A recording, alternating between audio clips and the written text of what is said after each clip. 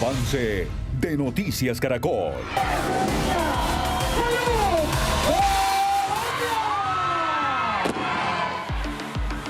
Buenos días. Iniciamos con el título de la Liga de Naciones logrado por la Selección Colombia Femenina, que ganó en territorio paraguayo y se coronó campeona de este certamen, al tiempo que corroboró su clasificación al Mundial de Brasil 2027. Nuestras connacionales lograron un triunfo histórico en Asunción con una victoria de 4-3. Estas mujeres, con una muestra de buen fútbol y amor por la camiseta, ahora entre sonrisas y abrazos, nos tienen celebrando la Liga de Naciones y un nuevo orgullo para todo el país. Gracias a la Selección Colombia Femenina.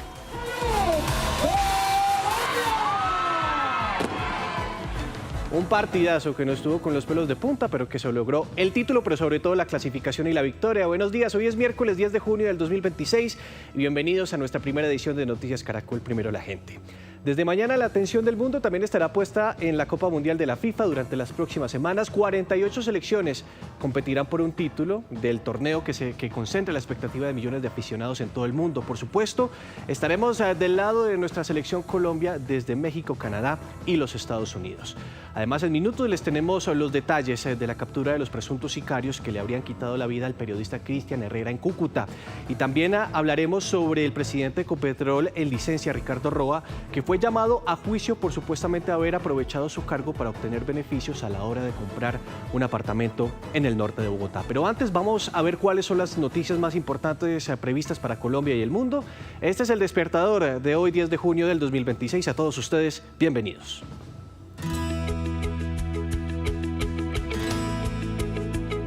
La Fiscalía General de la Nación radicó el escrito de acusación contra el presidente de Ecopetrol, Ricardo Roa Barragán, con llamado a juicio por el delito de tráfico de influencias de servidor público. La decisión se tomó justo antes del vencimiento del plazo legal de 90 días tras su imputación inicial. Lo más importante. El presidente Gustavo Petro intervendrá hoy en una sesión clave del Consejo de Seguridad de las Naciones Unidas en Nueva York. Colombia asume la presidencia provisional de este organismo durante el mes de junio y el mandatario liderará el debate enfocado en la situación del Medio Oriente. La disidencia del Estado Mayor Central, EMC, anunció que a partir de hoy inicia la suspensión de acciones militares ofensivas contra la fuerza pública, la cual se extenderá hasta el 23 de junio en medio de la segunda vuelta de elecciones para presidencia de Colombia. Lo que usted necesita saber. La Selección Colombia de fútbol, al finalizar hoy sus entrenamientos de la mañana en California, tomará un vuelo charter rumbo a Guadalajara, México, en donde afrontará la preparación para su primer partido de la fase de grupos ante Uzbekistán.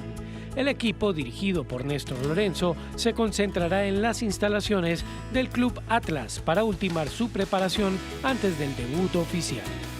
Somos Noticias Caracol. Primero la gente.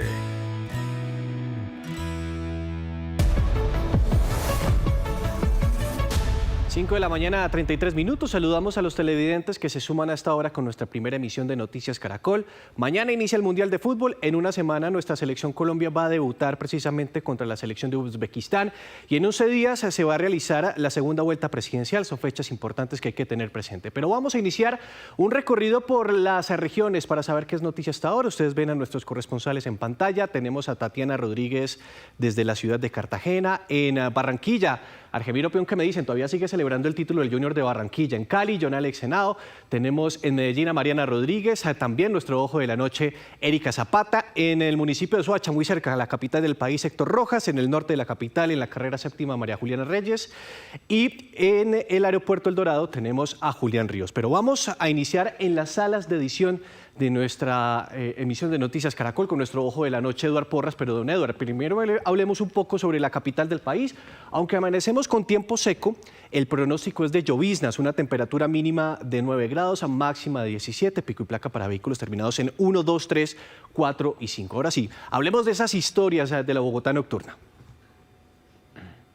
Mi querido Nicolás, gusto en saludarlo, señor. Muy buenos días para usted y buenos días para las personas que trasnocharon con nosotros y que madrugaron a esta su primera emisión. Efectivamente, frío, mucho frío en la capital del país. Llovió sectorizado. Los que conocen Bogotá, de la Sexta hacia el sur, llovió duro. De la Sexta hasta la 26 no llovió. Y de la 26 hacia el norte, qué aguacero que cayó esta madrugada, pero no hay emergencia, reportan los organismos de socorro. Iniciamos hablando de los disturbios, los desmanes, las peleas que se presentaron debajo de un puente vehicular en el sur de la ciudad. Vendedores informales, motociclistas y además las autoridades que intervinieron en una zona que se había vuelto en el dolor de cabeza de centenares de personas que viven en este punto del sur de la ciudad. En unos momentos, los alcaldes de dos localidades, los que intervinieron la zona, la comunidad y los vendedores informales le contaron a Noticias Caracol todo lo que ocurrió en ese punto de la ciudad. Hablaremos también de otra vez, cuando yo les digo otra vez, ustedes ya me conocen, ¿no? Vean las imágenes. Ocurrió en el occidente de la ciudad, llegaron los mismos delincuentes, se robaron otra camioneta y como si nada. En esta oportunidad, una persona lesionada y en unos momentos les muestro los videos completos de lo ocurrido ahí, en ese punto de la capital del país. Además, la captura de la Policía Nacional de un delincuente que llegó, robó en un local en el centro de la ciudad y dicen las autoridades que como si no pasara nada, se fue de compras a un centro comercial. ¿Cómo lo descubrieron? ¿Qué le encontraron? ¿Qué dice la policía de Bogotá? En unos minutos, el informe completo con el ojo de la noche. Y en minutos nos vamos a volver a conectar con usted, Eduard. A propósito de esta noticia, ¿le interesa a usted que estaba llenando el álbum del Mundial? Pues mañana va a iniciar el Mundial precisamente y nos vamos de inmediato al Aeropuerto Internacional El Dorado, donde está Julián Ríos, porque siguen saliendo masivamente viajeros colombianos rumbo a México, a Estados Unidos, a Canadá, precisamente, Julián, no solamente para ver a la Selección Colombia, para disfrutar del Mundial de Fútbol.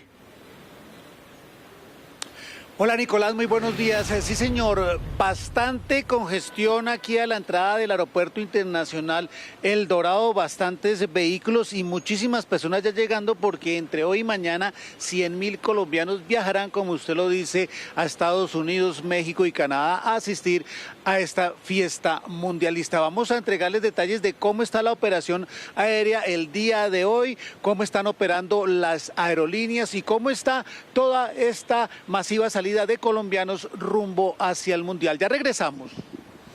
Y es que la Selección Colombia va a debutar en 8 días en el Estadio Azteca contra la selección de Uzbekistán, un partido que será a las 9 de la noche, por supuesto, por el Gol Caracol y DITU. Ahora vamos a un punto de la capital del país con María Juliana Reyes, porque hay cambios en la movilidad en la carrera séptima por las obras que se están realizando precisamente para la construcción del Transmilenio, María Juliana. Nicolás, televidentes, muy buenos días. Pues le cuento que nos encontramos, sí, en la carrera séptima, pero con calle 92, porque desde este punto y hasta la calle 106 se están haciendo varios cambios vehiculares, no solamente para los automóviles y los vehículos de transporte público, sino también y sobre todo para las bicicletas. Desde aquí y hasta la 106 entonces no hay una ciclorruta habilitada y es un dato muy importante e incluso ya hay quejas de los ciclistas porque no hay señalización correspondiente y quienes van hacia el norte de los ciclistas pues se están encontrando prácticamente de frente con los vehículos. Así que más adelante les tenemos entonces a ustedes los desvíos y también cuáles son los tramos que van a estar cerrados para que los tenga presentes. En minutos vamos a regresar con usted otra vez a María Juliana. Es momento de conectarnos con Héctor Rojas, que se encuentra en el municipio de Soacha, muy cerca de la capital del país. Héctor, ¿cuál es la noticia hasta ahora?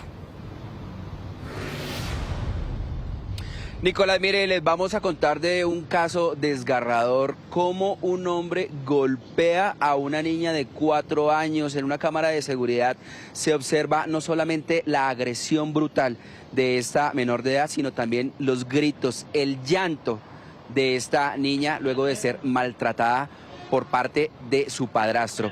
¿Qué dicen las autoridades respecto a este caso? ¿Dónde está el agresor? ¿Dónde está la mamá de la niña? ¿Y cuál es el estado de salud de la menor de edad? En unos minutos les vamos a contar todos los detalles de este caso que ocurrió en el municipio de Cibaté. No hay derecho, Eduard, que se sigan maltratando a los niños y por supuesto estaremos muy atentos a las investigaciones para que todo el peso de la ley caiga sobre este presunto agresor. Ahora es el momento de conocer, Héctor, qué es noticia en la ciudad de Medellín. Precisamente vamos a conectarnos con nuestro ojo de la noche de este municipio, Erika Zapata, para saber qué es lo que está sucediendo en la capital antioqueña. Erika, amanecemos con pronóstico de tiempo nublado, una temperatura mínima de 16 grados, a máxima de 25, pico y placa para vehículos terminados en 4 y 6. Cuéntenos cuáles fueron esas historias que usted encontró a lo largo de esta madrugada, pero también de la noche. Nicolás, muy buenos días. En las últimas horas, la Policía Metropolitana del Valle de Aburrá logró la captura de un hombre de 46 años de edad, requerido por el delito de tentativa de feminicidio en la ciudad de Medellín. Las autoridades estaban realizando diferentes operativos cuando le pidieron los documentos a este hombre que se movilizaba en un vehículo y se dieron cuenta que tenía una orden de captura en su contra, además de que también estaba condenado por más de 17 años de cárcel, y hay que decir que ese delito no tiene rebaja, deberá cumplirlo completamente en un centro penitenciario. Trató de quitarle la vida, según indican las autoridades, hace más de 2 años a su pareja sentimental.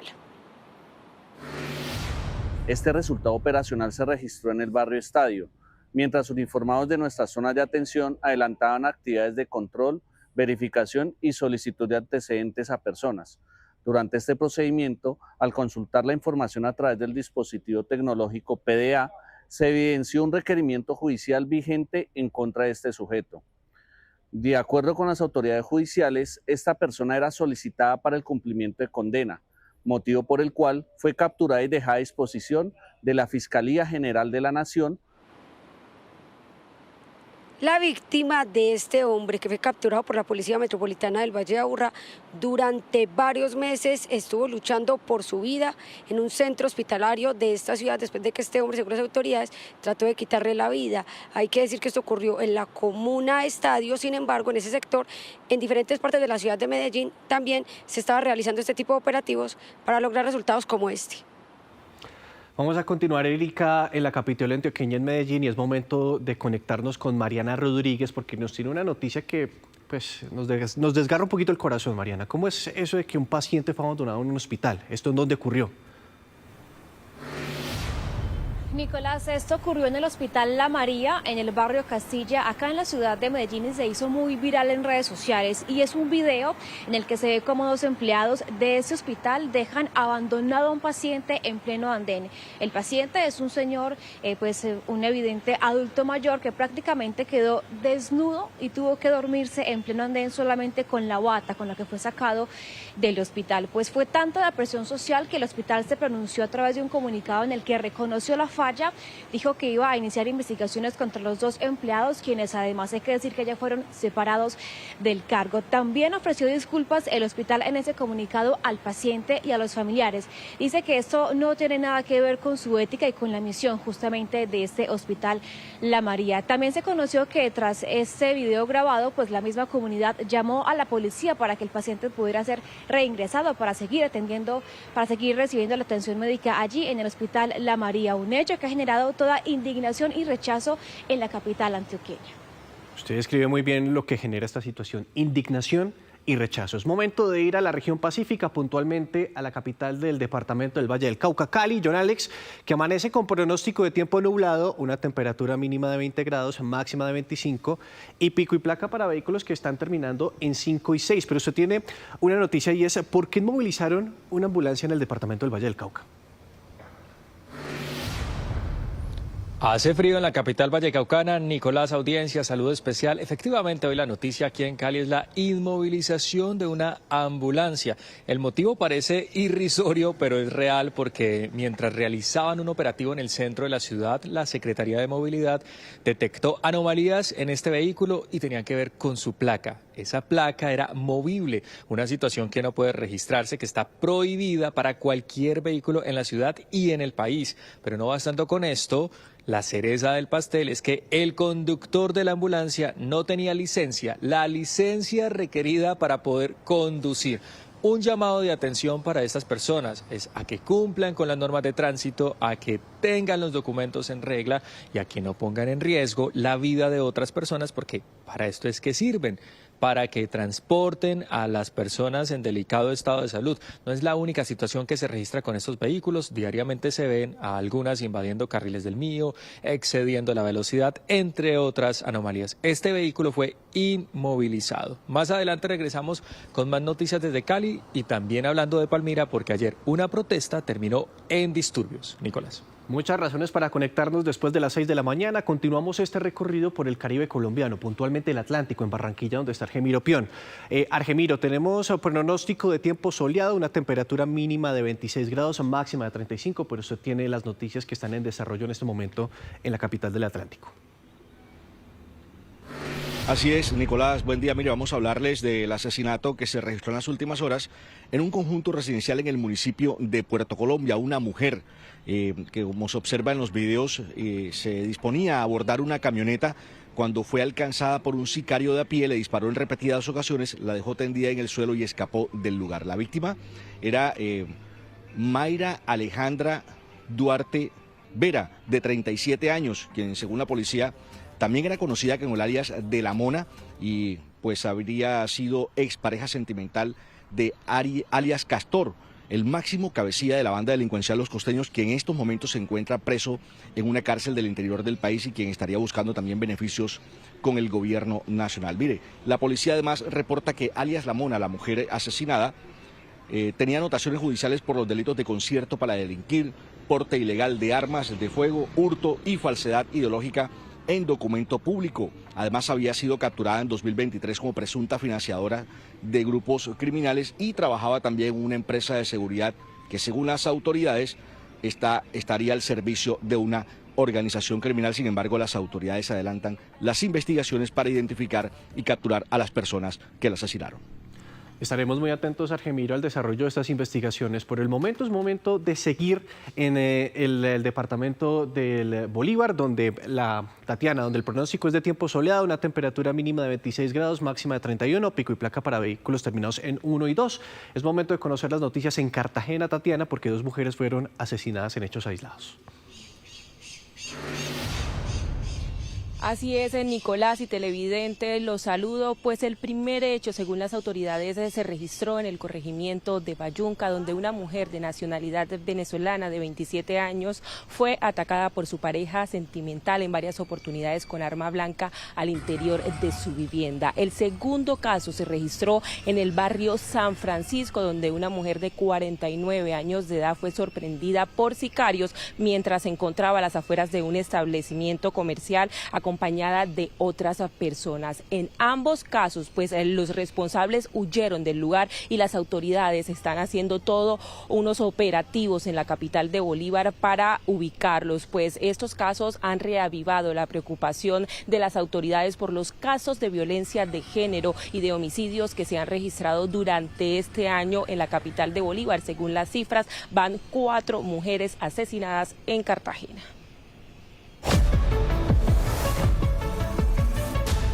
A las 5 de la mañana, 47 minutos, es momento de conocer cómo amanece el mundo y les contamos que un refugiado sudanés se encuentra detenido tras apuñalar a otro hombre y causarle serias heridas en Irlanda del Norte. El ataque desató la ira de la población que salió a manifestar contra los migrantes.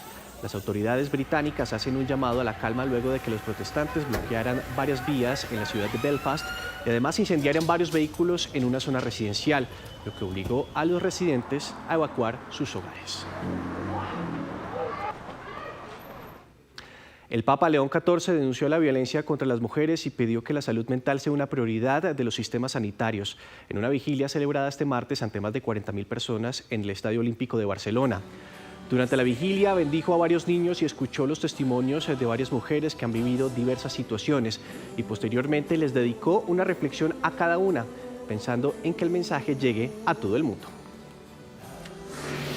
Tantas crónicas policiales todavía hoy reflejan un clima envenenado en las relaciones familiares de abusos y opresiones, y en particular de violencia contra las mujeres, que a menudo desembocan lamentablemente también en feminicidios.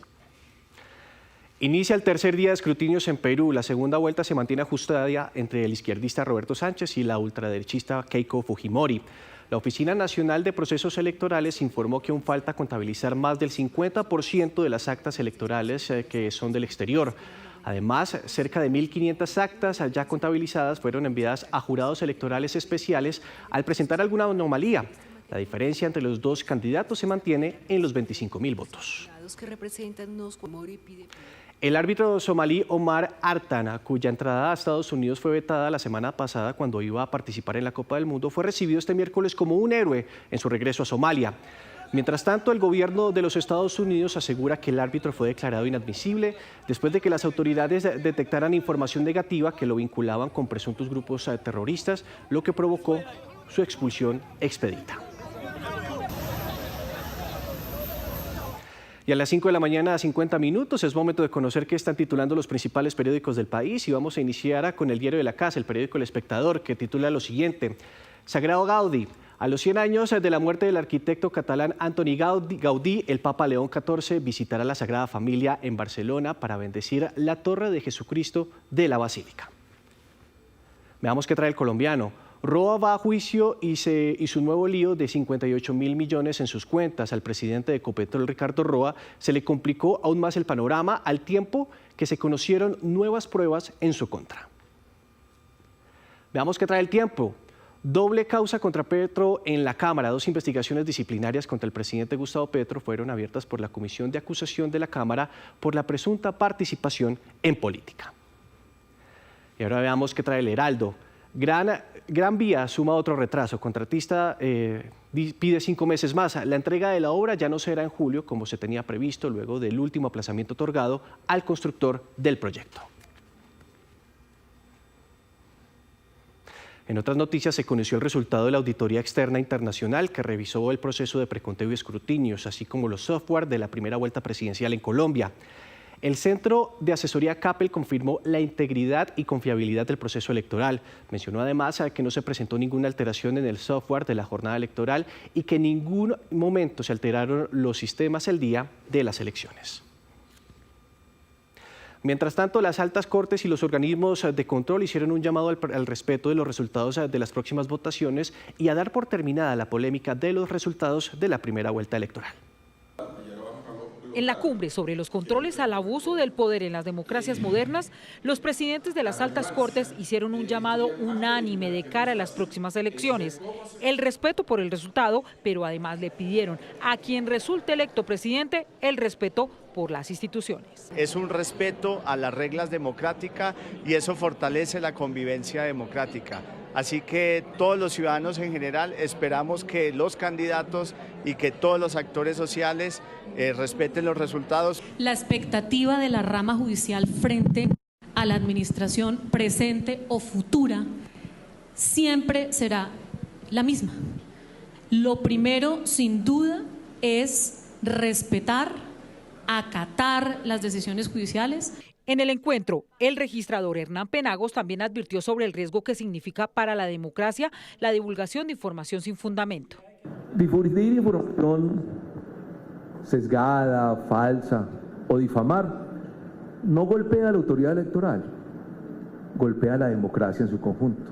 Aquí no queda otra cosa diferente como responsabilidad de cualquier ciudadano del común o de cualquier servidor público que aceptar los resultados, porque, insisto, son las reglas de la democracia. El contralor Carlos Hernán Rodríguez, por su parte, le envió un mensaje al presidente Gustavo Petro para que defina la controversia de los resultados de la primera vuelta electoral, reconociendo los resultados. Yo sí le haría una invitación muy cordial y respetuosa al señor presidente de la República para que lo hiciera. Y me parece que ese sería un gesto importante más allá de la polarización tan grave que hoy en día tenemos. Al llamado del contralor se sumó el procurador Gregorio El Hash, quien enfatizó en que la autoridad electoral emitió los resultados sin que las manifestaciones del presidente de la República tengan algún efecto. Eso no pasa de ser el parecer de una persona que tiene un poder legítimo de ejercer la presidencia de la República, pero que no tiene la vocación de alterar de ninguna manera el decurso jurídico, institucional, de lo que ya sucedió, y eso es un hecho palpable. Los presidentes de las Cortes y los representantes de los organismos de control se sumaron al clamor de la Iglesia para que se evite el odio político por parte de las campañas. 5 de la mañana, 54 minutos. 5 días después de que la Corte Suprema de Justicia ratificara la condena de 28 años de prisión contra Santiago Uribe Vélez, el ganadero se entregó en una estación de policía. A través de un mensaje en su cuenta de X, el expresidente Álvaro Uribe reveló la noticia, y abro comillas: Santiago Uribe, mi hermano, llegó por sus medios a una comisaría de policía para cumplir con la orden de captura. El ganadero fue condenado por los delitos de concierto para delinquir agravado y homicidio agravado. La Corte se refirió en su momento al asesinato de un conductor de un bus que fue baleado por sicarios en un pueblo de Antioquia tras ser señalado falsamente de ser colaborador de la guerrilla.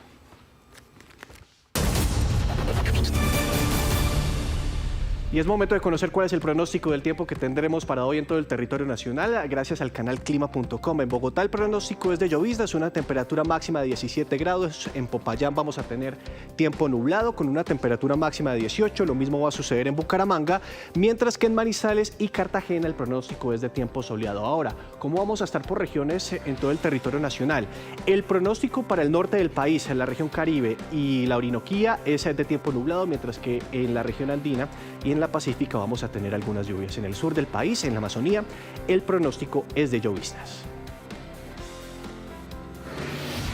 Son las 5 de la mañana, 55 minutos, y esta es una imagen en vivo desde Sydney, en Australia. Allí son las 8:55 y la temperatura es de 18 grados. La cortesía es gracias a Aircam. Aunque no es la capital australiana, es una de las ciudades más pobladas y grandes del país, con 5.4 millones de habitantes. Además es conocida mundialmente por la icónica ópera de Sydney y el puente de la bahía de Sydney, que son dos estructuras que ustedes ven en pantalla. Desde el Centro de Noticias de Caracol Televisión en Bogotá, esto es Noticias Caracol, primera edición.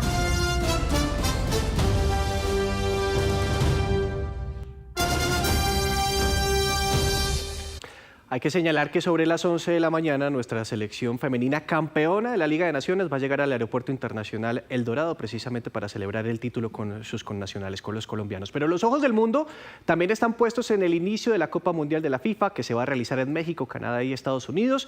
Y hay que señalar que durante las próximas semanas 48 selecciones competirán por el título de un torneo que genera expectativas millones de aficionados. Por supuesto, nosotros vamos a estar en vivo más adelante desde México, Estados Unidos y también en Canadá, pero es momento de conectarnos al Aeropuerto Internacional El Dorado, donde está Julián Ríos. Muy pendiente, Julián, de la salida de millones de colombianos que van a ir precisamente a la Copa del Mundo. Sí, señor, bastante congestión a esta hora, no solo vehicular aquí frente al Aeropuerto Internacional El Dorado, sino también dentro, porque ya están saliendo muchísimos viajeros. Mire, son 2.4 millones de colombianos que van a salir internacionalmente y que van a ingresar, pero la inmigración reporta que para asistir al Mundial tienen un estimado de 100.000 colombianos que entre hoy y mañana ya empezaron a salir a México, Estados Unidos e incluso Canadá. No hay ningún contratiempo a esta hora en el Aeropuerto Internacional El Dorado. La operación se adelanta con normalidad. No hay ningún vuelo cancelado. En las horas del día de ayer, de la mañana, se canceló el vuelo entre el AC-99 de Air Canada por neblina que se estaba presentando y algunas condiciones meteorológicas. Pero hoy ya están recibiendo a todas las personas y en el momento pues no hay ningún inconveniente. Escuchemos a la directora regional de Migración sobre todo este operativo, toda esta estrategia que tienen para despedir y el número de viajeros colombianos que asistirán igualmente al Mundial de Fútbol. Invitamos a todos los viajeros a planear sus desplazamientos, contando con todos los documentos, requisitos y contar con el Biomic para garantizar un proceso de control migratorio rápido y seguro. Y también pues aquí en el Aeropuerto Internacional El Dorado muchas personas que están dejando a sus familiares que se fueron a pasear, ya se atreven incluso a dar el primer marcador entre Colombia y Uzbekistán. Usted ya me estaba diciendo que Colombia iba a ganar más o menos. ¿Cuánto piensa que va a ganar después de la inauguración que es hoy? Ya en una semana juega Colombia. Colombia, Uzbekistán, ¿cuánto le pone usted? 2-0. 2-0. ¿Y goles más o menos de quién? Lucho y Richard Ríos.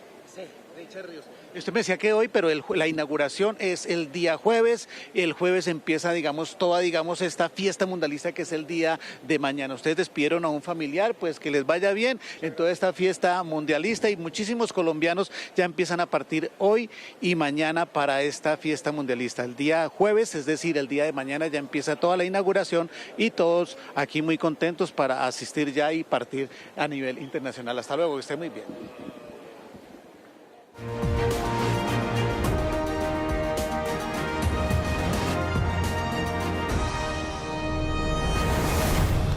6 de la mañana, 6 minutos. Los candidatos presidenciales continúan su trabajo estratégico y con la gente para lograr el triunfo en las urnas el próximo 21 de junio. Uno de los hechos más llamativos tiene que ver con una decisión judicial que le prohíbe al candidato Abelardo de la Espriella, por ejemplo, utilizar la bandera de la Selección Colombia en su publicidad. También estamos hablando de la expresión Firmes por la Patria o su eslogan Defensores de la Patria. Juan Carlos Mateos, usted tiene más detalles de lo que ha acontecido en las últimas horas con los dos aspirantes a la presidencia. Pues usted lo ha señalado, Nicolás, en el caso de Abelardo de la Espriella. En las últimas horas, el Tribunal Superior de Bogotá ordenó de manera provisional al candidato presidencial abstenerse de usar el eslogan Firme por la Patria e incluso la camiseta de Colombia o la bandera tricolor en su campaña. La decisión cobija al candidato presidencial, a su fórmula presidencial, José Manuel Restrepo, y al grupo significativo de ciudadanos que se denominan Defensores de la Patria. Desde Cartagena, de la Espriella respondió. Nos ha prohibido utilizar el nombre de nuestro movimiento popular. ¿Ustedes están firmes por la patria? ¿Ustedes son defensores de la patria? Desde hoy necesito la ayuda de cada uno de ustedes. Cada celular, cada camiseta de la selección que usen, cada video que suban diciendo Firme por la Patria, es un grito de libertad. Cada vez que compartan a los defensores de la patria, estarán siendo parte de este movimiento libertario que está derrotando a los de siempre y a los criminales que hoy nos gobiernan. ¿Me quieren ayudar con eso? Pongan en cada estado de sus celulares y en las redes sociales nuestro símbolo de campaña. Compartan nuestro himno. Lucha judicial, vendrá ahora la apelación a la decisión por parte de la campaña de Abelardo de la Espriella. En las toldas políticas del candidato Iván Cepeda del Pacto Histórico, se conoció en las últimas horas que el movimiento de Santiago Botero busca diálogo con Iván Cepeda para apoyarlo en la segunda vuelta. El diálogo con el Pacto Histórico se basaría en 3 puntos fundamentales: la reforma a la justicia, el apoyo a la paz, pero con voluntad real, y el fomento del emprendimiento popular.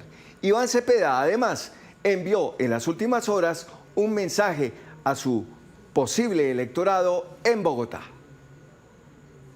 Pues yo quiero mucho esta ciudad, aquí nací, he vivido muchos años de mi vida. La quiero mucho y quiero su prosperidad, que haya igualdad social, que no haya un norte y un sur, que la gente pueda vivir, trabajar, educarse, sin violencia, sin pobreza, sin discriminación. Aquí he compartido mi vida con las comunidades y he hecho mis luchas sociales y políticas más importantes. Quiero una Bogotá justa, en la que no haya pobreza, no haya violencia, todos sus habitantes puedan vivir de la manera más digna y con derechos. Una Bogotá justa. Iván Cepeda destacando lo que denomina son sus luchas sociales para la población en la capital de la República. Noticia en desarrollo en Noticias Caracol. 6 de la mañana, 9 minutos. En Cúcuta fueron capturadas 3 personas señaladas del asesinato del periodista Cristian Herrera. Richard Quiñones, ¿qué detalles entregaron las autoridades de esta investigación y sobre estos capturados?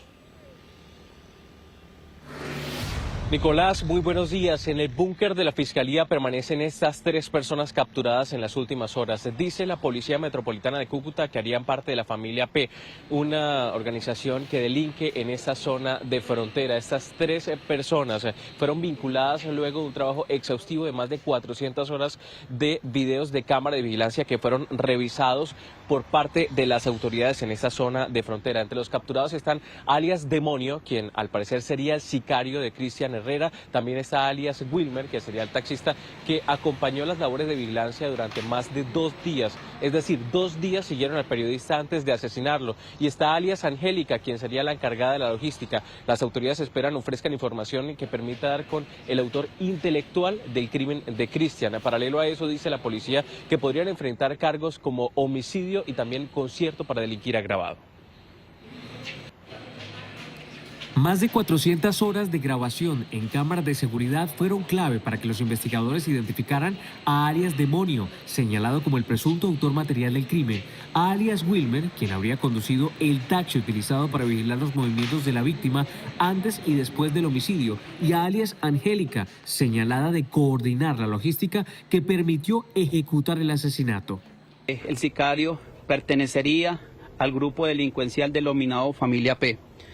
Y frente a los determinadores no descartamos ninguna hipótesis. Fueron capturados el sicario acá en inmediaciones al terminal de la ciudad de Cúcuta y la mujer en el barrio Motilones y la otra persona en el centro de la ciudad.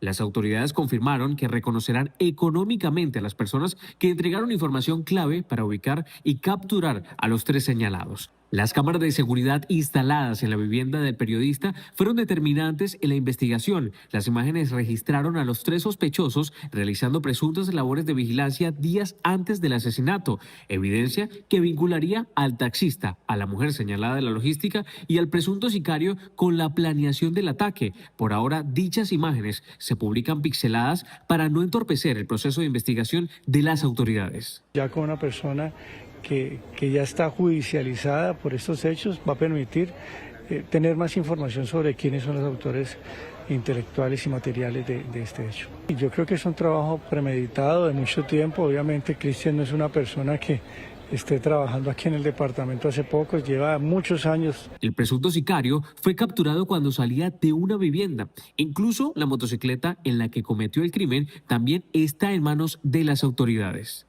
La incautación de 4 vehículos automotores, dentro de ellos también un vehículo taxis, donde uno de ellos también posiblemente podría estar donde se cometió el asesinato de Cristian Herrera. Está realizando también la incautación de 3 teléfonos celulares. Ahora la atención está puesta en los 3 capturados, de quienes las autoridades esperan obtener información que permita identificar a los autores intelectuales del asesinato.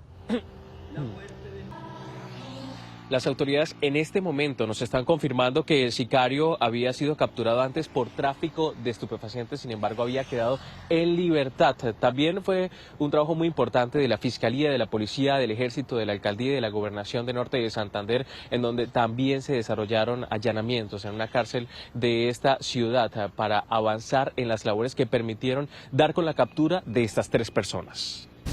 6 de la mañana, 23 minutos. Continuamos con más Noticias Caracol del día. Daniela, buenos días. Nicolás, televidentes, muy buenos días. ¿Cómo amanece? Como todos los días tengo que decirle algo. Le luce madrugar. Imagínense, estamos en cuenta regresiva, faltan 11 días para la segunda vuelta electoral. Pues en ese conteo regresivo para la segunda vuelta presidencial se conocen noticias como la decisión de un juez de prohibirle a la campaña de Abelardo de la Espriella el uso de las banderas de Colombia y además también el uso de frases como firmes por la patria. Y también sabe que vamos a estar conversando con la campaña de Iván Cepeda porque hay acercamientos con sectores de centro. Vamos a estar hablando con las dos campañas más adelante, pero por el momento vamos con nuestro ojo de la noche, Eduardo Porras, porque se presentaron disturbios en el sur de Bogotá entre comerciantes, motociclistas y policía. Eduardo, buen día. Hola, mi Daniela, ¿cómo está? Hermosa como todas las mañanas. Muy buenos días para usted, para todos los televidentes de Noticias Caracol. Efectivamente, hablemos del operativo de la Alcaldía de Bosa y Ciudad Bolívar, porque en su frontera está el puente de la Villavicencio con Autopista Sur. Resulta que desde pandemia varios comerciantes se tomaron ese punto para vender tinto, para vender empanada inicialmente, pero resulta que en los operativos descubrieron que estaban vendiendo droga, licor de mala calidad y hasta encontraron prostitución en el sitio. Vean ustedes mismos todo lo ocurrido anoche en ese punto del sur de la ciudad. En disturbios terminó la recuperación del puente de la autopista sur con Villavicencio. Vendedores, motociclistas y autoridades se enfrentaron en la glorieta que divide a la localidad de Bosa con la de Ciudad Bolívar. Los habitantes de esta zona de Bogotá estaban desesperados con el ruido de las motocicletas que se acercaban a cualquier hora del día o de la noche, sumado a la venta de droga. Por supuestos vendedores informales que aparentemente lo que estaban haciendo era montar unas carpas, pero se disfrazaban bajo la figura de la venta informal, pero lo que estaban realizando era un consumo de sustancias psicoactivas. La pandemia fue la justificación para que familias enteras llegaran hasta este punto a vender sus productos, pero con ellos también llegaron los jíbaros a vender sus dosis. Nosotros en estos operativos hemos encontrado obviamente droga, grameras, actividades sexuales pagas y todo eso ha estado ocurriendo acá. Entonces sencillamente el alcalde Carlos Fernando con el DAET va a hacer una intervención para mejorar el espacio, para que lo podamos disfrutar todos los que vivimos alrededor de esta glorieta y que finalmente incluso los mismos moteros pueden venir y disfrutar. Con el operativo muchos se vieron perjudicados. Realmente es muy difícil porque me tuve que encontrar con la triste historia de levantarme y decirme, no, es que tu carro de comidas, una excavadora pasó por encima y quedó como nada. Yo monté mi negocio porque mis papás no tenían trabajo, entonces yo trabajaba con mi mamá, con mi papá y con mi hermano. Y para mí es demasiado difícil darme cuenta que todos dependían de mí y que en estos momentos no tengo un plan B, una solución. El sitio quedó custodiado por la policía y no van a permitir que allí se establezca ningún vendedor informal. Y de la localidad de Bosa y Ciudad Bolívar nos vamos más para el centro de la ciudad, localidad de Puente Aranda. Anoche otra vez vuelve y juega lo mismo de siempre. Vean las imágenes de lo que ocurrió en el barrio La Asunción. Llegaron 3 criminales, sometieron a la familia, mire, alcanzaron a ingresar su camioneta a su propia casa, pero ahí estaban estos ladrones. Uno ingresó por el garaje y el otro, quiero que por favor ustedes les vean el rostro, ojalá alcance a salir el rostro de ese sujeto, porque quedó plenamente identificado por las autoridades. Allí agredieron al joven que le abrió la puerta a su familiar, precisamente para que ingresara a la camioneta, y en cuestión de minutos salieron, huyeron hacia el sur de la ciudad y lamentablemente siguen libres, siguen haciendo de las suyas los ladrones de camionetas en Bogotá, para que por favor lo tengan muy presentes. Y dicen las mismas autoridades que definitivamente cuando ustedes vayan a ingresar los vehículos a la casa, simplemente hay que llamar a la policía para que no los roben. Ahora vamos a hablar de las capturas, pero esta vez en el sector de la Candelaria, con un delincuente que robó en un local comercial. Dicen que salió del sitio como Pedro por su casa, se llevó todos esos computadores, se llevó dinero en efectivo, pero se fue de compras a un centro comercial. Resulta que fue identificado por una de las víctimas ahí en el centro de la ciudad. La policía llegó, lo capturó y efectivamente en la maleta llevaba todo el botín, lo que se acababa de robar. Lo devolvieron para la estación de policía y a esta hora está siendo judicializado ahí en la URI de Palo Quemado. Mañana más información y más noticias con todo lo que ocurra en Bogotá y Cundinamarca mientras que ustedes descansan. Un feliz y maravilloso día para todos ustedes. Eduardo, buen descanso.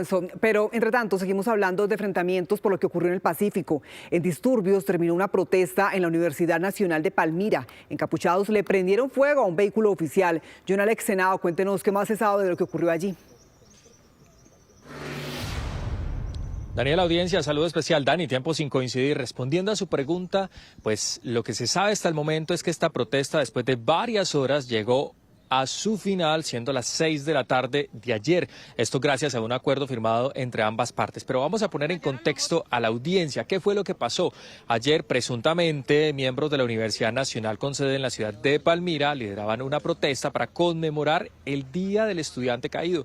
Pero esto se desvirtuó y terminó en lo que ustedes presencian en imágenes, en disturbios. Lo que se sabe hasta el momento es que le pintaron graffiti a un vehículo de servicio público y no bastando con esto, habrían hurtado una motocicleta de la Secretaría de Movilidad, tal como lo escuchan ustedes allí, y le prendieron fuego en plena vía pública. Pero también se conoce de manera extraoficial que habrían dañado varias cámaras del circuito de videovigilancia de este plantel y también cámaras de sectores vecinos. No hubo capturados, no hubo personas lesionadas. Afortunadamente, como lo decía al inicio, todo llegó. Al final se obtuvo un acuerdo entre ambas partes y se levantó dicha protesta. Un llamado de conciencia a las personas que lideran protesta. Háganlo como derecho que es, pero háganlo de manera correcta.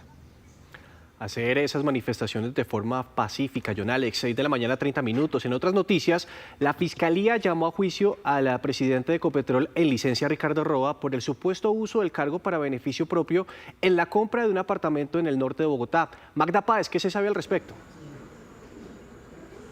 Así es, Nicolás, fue radicado el escrito de acusación que deja en firme el llamado a juicio a Ricardo Roa por presunto tráfico de influencias. El presidente de Ecopetrol, que se encuentra en licencia, es investigado por la compra de un lujoso apartamento ubicado en el barrio del Chicó, en Bogotá. De acuerdo con la Fiscalía, Ricardo Roa habría utilizado de manera indebida su posición como máxima autoridad ejecutiva de Ecopetrol para favorecer intereses particulares en contravía de los deberes propios de su cargo. Según el ente investigador, el inmueble fue adquirido por un valor equivalente al 34% menos de su precio de mercado, lo que representaría una diferencia cercana a 927 millones de pesos frente a su valor comercial. Este proceso judicial se fundamenta en la presunta utilización indebida de su cargo para favorecer intereses particulares en negocios vinculados con Jocol, filial de la compañía estatal. Pues la acusación sostiene que Roa habría solicitado a Luis Enrique Rojas, presidente de Jocol, que se generaran oportunidades de negocio para Juan Guillermo Mancera, particularmente en lo relacionado con la adjudicación de un proyecto de regasificación a la empresa Gaxi ESP, de propiedad de este último. El ente investigador sostiene que entre ambos existía una relación cercana y una negociación comercial previa derivada precisamente de la compraventa del lujoso apartamento. Recordemos que la unidad investigativa de Noticias Caracol ha hecho importantes revelaciones que han sido claves en esta investigación. Noticia en desarrollo en Noticias Caracol. 6:41. 2 aguaceros que cayeron sobre Barranquilla en las últimas horas ocasionaron estragos. Algunas vías terminaron inundadas y varios vehículos resultaron afectados. Argemiro Peón, cuéntanos del balance. ¿Cómo están las cosas allí? Daniela, mire, de acuerdo con el reporte que entregan las autoridades, por fortuna no hay hechos que lamentar, pero sí unas 10 vías terminaron inundadas, 8 vehículos entre carros y motos afectados, quedaron atascados en esas inundaciones. Aquí en esta esquina del norte de la ciudad donde nos encontramos fue uno de los sitios donde se presentó uno de esos inconvenientes y por fortuna pues ya la situación fue superada. Nos reportan las autoridades desde la Defensa Civil que se trata de una onda tropical que en estos momentos hace su paso por la región Caribe, lo que está ocasionando fuertes lluvias. Ante estas alertas, las recomendaciones generales a tener en cuenta es a mantener activos todos los planes de contingencia ante posibles inundaciones por vendavales y desbordamientos de arroyos. En cuanto al transporte marítimo y terrestre, debemos de consultar el estado del tiempo antes de desplazarnos a estas zonas vulnerables. Bueno, hay especial atención también sobre las zonas costeras en el municipio de Puerto Colombia, en el municipio de Juan de Acosta, y el llamado que les hacen a los bañistas es a tener mucha precaución y estar atentos a los comunicados que entregan las autoridades. Gracias, Argemiro. 6 de la mañana, 43 minutos. En otras noticias, en Cibaté hay consternación por la brutal agresión que recibió una niña de solamente 4 años a manos de su padrastro. En cámaras de seguridad quedó registrado cómo este sujeto maltrató a la menor de edad. Héctor Rojas, ¿qué se sabe del agresor y cómo está la niña? Nicolás, como usted lo describe, es un hecho lamentable que ocurre en el municipio de Cibaté, y en estas cámaras de seguridad se observa no solamente la brutal golpiza contra esta niña de 4 años, sino además se escucha los gritos, el llanto de esta menor de edad que fue maltratada por parte de este hombre. Estamos justamente con el comandante de la Policía Metropolitana de Soacha para preguntarle, coronel, con los buenos días, primero que todo, ¿cuál es el estado de salud de la niña? Buenos días, la Policía Nacional acompañó a la menor de edad y a su madre al hospital de la localidad. La menor está fuera de peligro, presenta diferentes contusiones en partes de su cuerpo, pero no comprometen su vida. ¿Cómo se enteran ustedes de este caso y cómo llegan a este lugar? ¿Era una vivienda? ¿Qué era donde se presentó esta agresión? Bueno, una llamada nos informa, nos pone en conocimiento de este caso, razón por la cual la Policía de Infancia y Adolescencia llega a la residencia de esta menor, encuentra a la madre y a la menor producto de esta agresión, es acompañada por la Comisaría de Familia y trasladada al centro asistencial en primera instancia para restablecimiento de derechos y por supuesto la atención de la menor. Coronel, ¿qué se sabe sobre el agresor? ¿Quién es? ¿Dónde está en estos momentos? Tenemos la identidad de esta persona, un sujeto de nacionalidad extranjera. Estamos articulando todas nuestras capacidades de policía judicial y de vigilancia para encontrar a este sujeto. Coronel, muchas gracias. Pues mire, quiero que vean a continuación un mensaje que acaba de colocar un par de minutos el alcalde del municipio de Soacha, Julián Sánchez, donde dice que en Soacha no habrá refugio para quienes atenten contra nuestros niños y niñas. Como alcalde, pero también como padre de familia, siento profunda indignación ante la brutal agresión de la que fue víctima una niña de tan solo 4 años en el municipio de Cibaté, y por lo tanto ofrecen una recompensa. Justamente estamos con el secretario de Gobierno. Secretario, hablemos de esa recompensa que están ofreciendo para lograr la captura de este sujeto. Héctor, buenos días. Pues primero rechazamos de manera contundente este tipo de violencias, especialmente con los niños, niñas y adolescentes. Y hoy le pedimos a todas las autoridades la captura inmediata de esta persona, quien tendrá que responder por los daños que ha ocasionado. Los videos son evidentes, son escalofriantes e irrazonables. Y por eso desde el gobierno de la ciudad,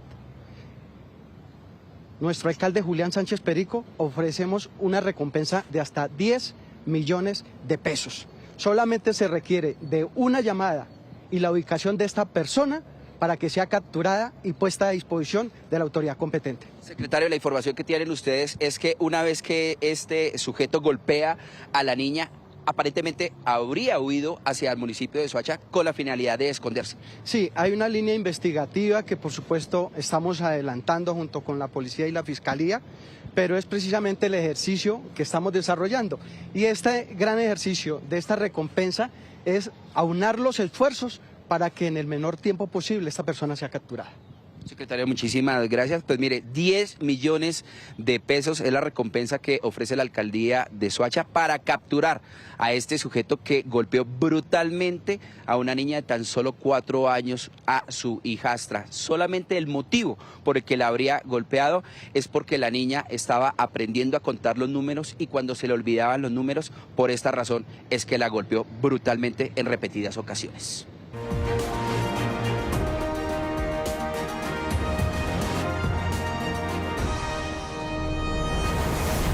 Colombia decide 2026, faltan 11 días, 35 minutos y corren los segundos para que se abran las urnas el domingo 21 de junio, cuando decidiremos quién será el próximo presidente de la República.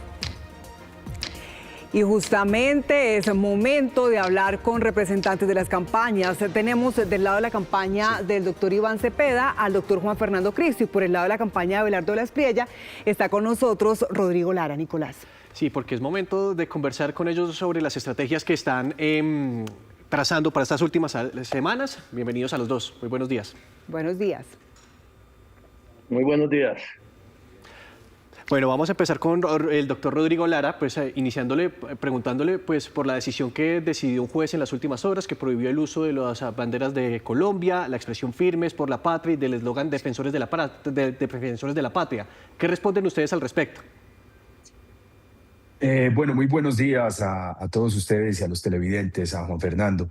Bueno, es una expresión más del carácter absolutamente radical y antidemocrático de la campaña de Iván Cepeda, que se accione y se abuse de la justicia para intentar acallar una expresión popular, el derecho que tienen todos los colombianos y todos y cada uno de los que nos están viendo en este momento, de usar básicamente la camiseta de la selección Colombia en expresión de apoyo del movimiento popular de Abelardo de la Espriella, de usar el símbolo de Firmes por la Patria como expresión de saludo cordial entre seguidores de este movimiento.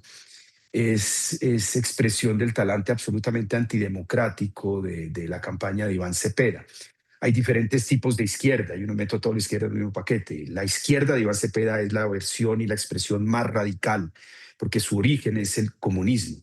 Por eso quieren una nueva constitución, por eso quieren un proceso constituyente y así digan que no lo van a hacer ahora. Ya el presidente Petro dijo que después de que ganen saldrían básicamente a buscar los votos y las firmas para esa constituyente. Y ahora pretenden silenciar a los colombianos, a la campaña de Abelardo de la Espriella y a los medios de comunicación, porque este fallo grotesco de tutela, que es una medida cautelar en sí, también notifica a los medios. Quieren censurar básicamente a los medios, quieren censurar a la campaña de Abelardo de la Espriella en los medios, porque pues prohíben el uso de Defensores de la Patria, que es el nombre en sí del movimiento popular que representa Abelardo de la Espriella. Quieren prohibir el uso de la camiseta de la Selección Colombia, que es un derecho inalienable de cada uno de nosotros los colombianos. Y quieren censurarlos a ustedes, queridos televidentes que nos están viendo, de expresar, como bien lo tengan, su preferencia política por este movimiento. En el fondo, además de ser una expresión muy radical de esta izquierda ultra radical de naturaleza comunista, lo que hay básicamente también es una medida desesperada, es una pataleta desesperada de una campaña que sabe que va a perder, porque el pueblo colombiano se cansó de este tipo de abusos y de este tipo de arbitrariedades. Doctor Lara, llama la atención que en esa decisión del juez pues se hable de el usar la bandera, el gesto de Firmes por la Patria, ese eslogan de la patria, como algo que representa a todos los colombianos y que no podría usarse solamente para una campaña. ¿Ustedes cómo lo ven? Y en algún momento este equipo de marketing que lo decidió contempló que eso podría pasar. La campaña no utiliza símbolos patrios de manera directa, como lo pretende, lo menciona el fallo. Nosotros, fíjate que en la publicidad no se utiliza la bandera de Colombia. Hay colores similares a los de la bandera de nuestro país, pero pues eso se hace en cualquier parte del mundo. Los colores son parecidos, pero no está el símbolo patrio.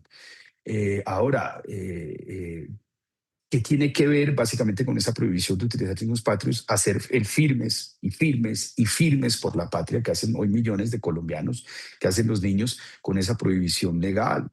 ¿Qué sentido tiene prohibir el uso de la camiseta de la Selección Colombia, que no es un símbolo patrio como tal, sino un símbolo muy querido por cada uno de los colombianos? En últimas es tan grotesco, pero hay que ver cuál es la intención perversa. La intención perversa detrás de ese fallo no es pues, porque saben que es inaplicable para los millones de colombianos que vamos a seguir haciendo el Firmes por la Patria, es básicamente censurar a los medios. Es como notifican también a los medios y el movimiento se llama Defensores de la Patria, lo que buscan es intentar, desesperadamente porque no lo van a lograr, el silenciamiento de la campaña, la destrucción de la campaña en los medios de comunicación para que no la saquen más. Entonces, por eso digo, eso denota el carácter autoritario y absolutamente radical de la campaña del candidato comunista Iván Cepeda. Doctor Lara, pero el fallo es muy claro al señalar que se utilizan los colores de la bandera de Colombia, no propiamente menciona el orden, pero sí se utilizan los colores de la bandera de Colombia y símbolos militares, y dice el fallo que esto está expresamente prohibido en la ley. ¿Hasta qué punto deja de ser un simple elemento de comunicación política y si transgrede ese derecho del elector a informarse bien, precisamente sin caer en los errores o en las confusiones de creer que los símbolos patrios son de una misma campaña? No, es que es tan ridículo, es como prohibir el uso de los colores primarios. porque la bandera tiene colores primarios. Esto es ridículo. Entonces solo podríamos hacer una campaña en blanco y negro, porque no hay colores. Ni no se podría utilizar el azul, ni el rojo, ni el amarillo. Mire, no se detengan en los detalles del fallo, no caigan en la trampa, porque ahí hay una trampa. Ellos lo que buscan es silenciar a la campaña en esta semana y media que queda. Todo el mundo entiende que ese fallo, por grotesco, se va a caer, pero saben que los tiempos básicamente pues coinciden con lo que queda de campaña, que es una semana y media, porque una medida cautelar no tiene recursos. Entonces, de aquí a que se caiga básicamente esa decisión o se revoque esa decisión, pues pasó la campaña. Vamos a intentar, que eso es lo que están haciendo perversamente en la campaña de Iván Cepeda, asustar a los colombianos para que no usen los símbolos patrios. Es decir, es una amenaza directa contra usted, amigo televidente, contra sus derechos, y muestra la naturaleza autoritaria de esa izquierda ultra radical de origen comunista que pacta con los criminales en el Chocó, con los narcotraficantes en Nariño, que azotan a las poblaciones de Nariño y de Cauca, y que también utiliza todas las formas de lucha. Y esta es una forma de lucha absolutamente grotesca y arbitraria, para silenciar a los medios. Es para que los medios digan, no podemos sacar a Abelardo porque su movimiento se llama Defensores por la Patria, por esta decisión ambigua de esta medida cautelar. Eso es, no nos distraigamos en lo que dicen ahí, porque todo eso se va a caer. ¿Cómo decir que no puede utilizar el rojo o el azul en una publicidad cuando es un color primario? Es decir, es tan absurdo que no vale la pena distraernos en ese debate. Lo que quieren es censurar y silenciarlo a usted, televidente, porque es una versión más radical de la izquierda. Y ya sabemos lo que le espera al país con un tipo de gobierno de esa naturaleza. Por eso hay que derrotarlos. O sea, firmes por la patria. Doctor Rodrigo Lara, ahora que usted dice lo que le espera al país está esperando el debate. ¿Cómo va ese tema? ¿Finalmente hay o no hay? ¿Quién nos cuenta desde la campaña? Bueno, no, Abelardo de la Espriella ha dicho que está listo, que está presto para debatir. Él venía pidiendo básicamente debate desde la primera vuelta en unas condiciones, sin imponerle condiciones a los medios de comunicación. Así se ha hecho. Cepeda, en su carácter autoritario y radical, dijo que no, que tenía que ser en un medio de comunicación controlado, que es RTBC. Y ahorita estamos diciendo, estamos listos, estamos esperando que Petro, que es el titiritero de esa campaña, reconozca también el resultado electoral, porque es que aquí hay un juego de roles. Entonces Iván Cepeda trata de posar de bueno y Petro de malo, desconociendo Petro, que es el presidente de la República, que es el primer, por su juramento sobre la Constitución, llamado a reconocer los resultados electorales, sigue sin reconocer los resultados electorales. Y se están preparando para provocar, básicamente cuando pierdan, estallidos, para provocar desórdenes, como ya lo han hecho movilizando la primera línea en la ciudad y movilizando las disidencias criminales de las FARC, al Clan del Golfo en muchas regiones del país, para favorecer votaciones atípicas, utilizar el narcotráfico en armas. Y aquí, en cambio, pues estamos listos para debatir. Esto lo hemos dicho, también llevemos al vicepresidente. Queremos que el vicepresidente, porque los colombianos tienen que ver quién reemplazaría en caso de que fallara el presidente y sepan a quién van a poner. Porque allá llevan a la doctora Aida Quilpué, pero la esconden al mismo tiempo. La quieren es para movilizar el CRIC cuando pierdan las elecciones y causar desórdenes en todo el territorio nacional. Bueno, doctor, le agradecemos mucho estos minutos aquí en Noticias Caracol. Muchas gracias. Un saludo muy especial a ustedes. Firmes por la patria. Y es momento de conocer cuál es la estrategia de comunicación de la campaña de Iván Cepeda. Por eso hacemos contacto con Juan Fernando Cristo, quien es integrante del comité político. Doctor Cristo, bienvenido. Muy buenos días. Un saludo muy especial a ustedes y a todos los televidentes. Y bueno, ya se desconectó mi buen amigo, el doctor Rodrigo Lara, quien en esta campaña lo desconozco, era un socialdemócrata y ahora es un agresivo militante de la derecha colombiana. Seguramente, no, doctor, y seguramente usted coincidió con él en su época como ministro del Interior. Pero empecemos conversando un poco sobre lo que él señaló sobre los debates, pero también sobre los usos en la campaña del candidato Abelardo de la Espriella, por ejemplo, de la bandera de Colombia, otros símbolos de las fuerzas militares. Bueno, mire, sobre los debates, el tema es muy claro. Yo no sé por qué le damos tantas vueltas. Iván Cepeda había planteado en la primera vuelta un debate con los dos punteros. No se pudo concretar. Y ahora en la segunda vuelta presidencial, como siempre se ha hecho en Colombia, con excepción de la campaña pasada, en donde Rodolfo Hernández no quiso debatir en segunda vuelta con Gustavo Petro, para los colombianos es absolutamente indispensable. Es una necesidad democrática en el país escuchar y contrastar el talante, la trayectoria y la propuesta de los dos candidatos finalistas en esta segunda vuelta electoral. Y en la campaña y el candidato Iván Cepeda estamos listos para ese debate. Ojalá, Nicolás, por ejemplo, Caracol cite a los dos candidatos a un debate y a la hora y el día que Caracol señale para hacer ese debate, allá estará Iván Cepeda debatiendo con el candidato de la Espriella. No, y la invitación, doctor Cristo, se ha hecho a las dos campañas incluso antes de la primera vuelta presidencial. La única regla es el respeto y las puertas, por supuesto, siguen abiertas. Pero quiero conocer su lectura, porque usted fue ministro del Interior, sobre el uso de símbolos como la bandera de Colombia y expresiones de las fuerzas militares. ¿Para usted sí resulta irregular? Pues mire, a mí me parece que una decisión a una semana y media de la campaña ya no tiene ningún efecto. Es evidente que en la campaña de Abelardo de la Espriella, como ha sido la costumbre en todo este proceso electoral, frente a la libertad de expresión, frente a la justicia colombiana, se va a desconocer esa medida cautelar y no producirá ningún efecto práctico ese desconocimiento de las decisiones de la justicia. Ahora, le confieso, Nicolás, que yo no conozco el contenido de la decisión. Me parece que es un tema, nosotros estamos concentrados en la campaña, en las propuestas, en el programa económico del candidato, en las decisiones que se tomaron en los últimos días frente a la Asamblea Nacional Constituyente, frente a la convocatoria al centro político del país para evitar que llegue a Colombia un gobierno que elimine las libertades y derechos consagrados en la Constitución de 1991, pero hay que decirlo con claridad. Yo fui ponente de la Ley 1475 como senador de la República en el año 2011.